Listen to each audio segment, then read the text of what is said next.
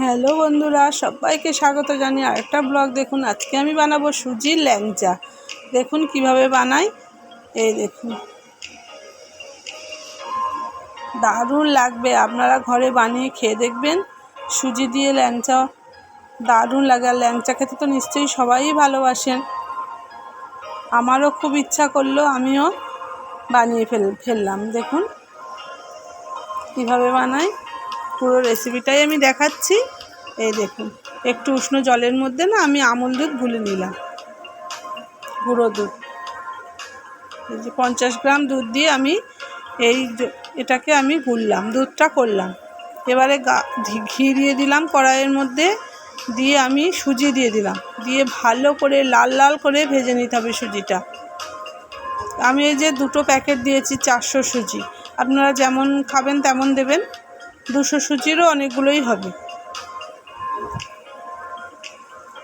আমি এই যে 400 সুজি দিলাম, দিয়ে ভালো করে দেখুন ভাজছি। একদম লাল লাল করে সুজিটাকে ভেজে নিতে হবে। এই যে ভাজা প্রায় হয়ে গেছে আমার। এবারে দুধটা দিয়ে দিচ্ছি আমি। ভালো করে দুধ দিয়ে এটাকে পেস্ট করতে হবে একদম। কড়াইয়ের মধ্যেই দেখুন সুজিটা প্রায় সেদ্ধই হয়ে গেছে এবং মাখাও হয়ে গেছে। এই যে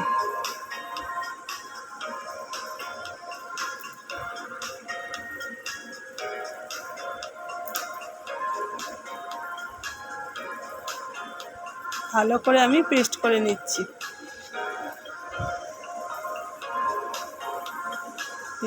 আমার কমপ্লিট।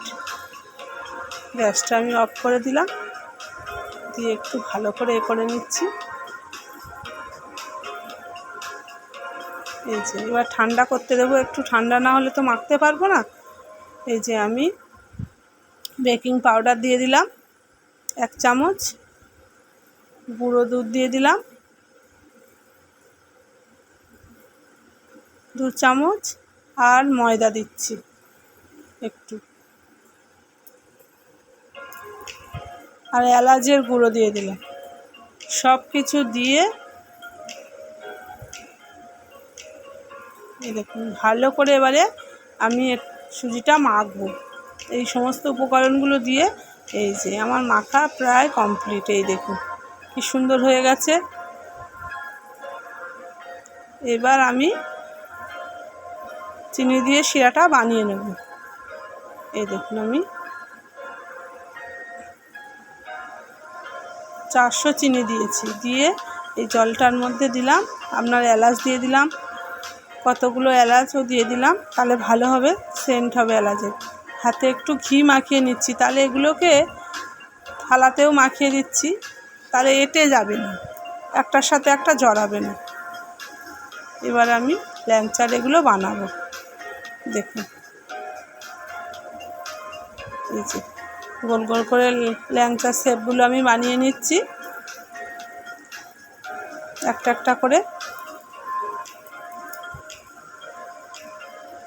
এই যে সমস্ত সব আমি বানিয়ে নিলাম।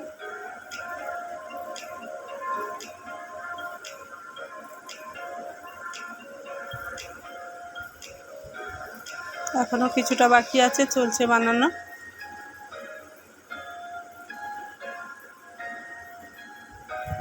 অনেকগুলোই হবে, আমার তো 400 সুজি। এই যে এতগুলো হয়েছে দেখুন। এই যে এইবার দেখুন তেলে না লাল লাল করে ভেজে নেব। একটু গরম অবস্থাতে দেবেন, যেন ভালোই গরম থাকে। এইভাবে নাড়িয়ে দিচ্ছি, কেন খুন্তি দিয়ে নাড়লে ভেঙে যেতে পারে।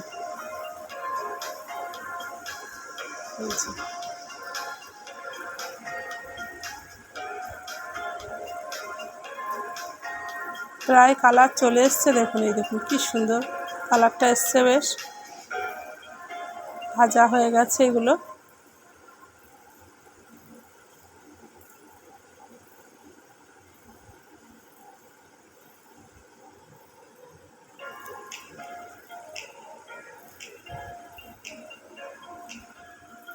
বাকিগুলো দিচ্ছি, আমার 3 বার ভাজতে হবে।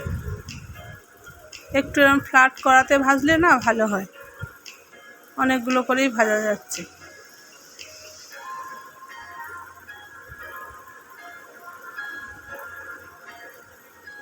আর এই যে প্রথম যেগুলো ভেজেছিলাম না, দিয়ে দিলাম চিনির রস, একটু গরম গরম আছে, রসটা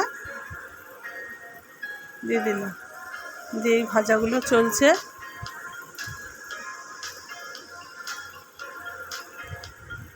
আমার অনেকগুলোই না, ওই জন্য 3বার ভাজতে হবে আমারগুলো। যা আছে লাস্টবার দিয়ে দিচ্ছি।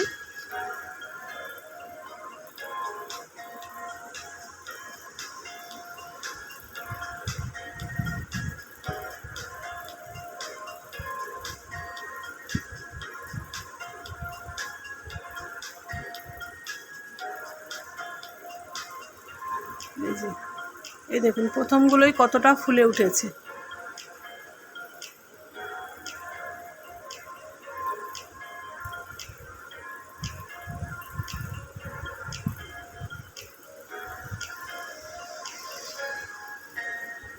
একটু গরম আছে রসটা, তার মধ্যে আমি দিয়ে দিচ্ছি।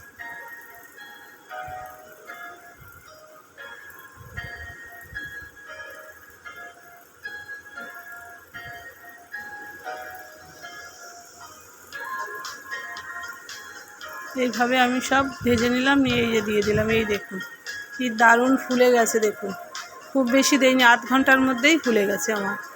আর এই দেখুন এবার আমি খাবো, কি তুলতুলে নরম হয়েছে, আপনারা বাড়িতে খেয়ে দেখবেন করে, দারুণ দারুণ। টাটা, সবাই ভালো থাকবেন।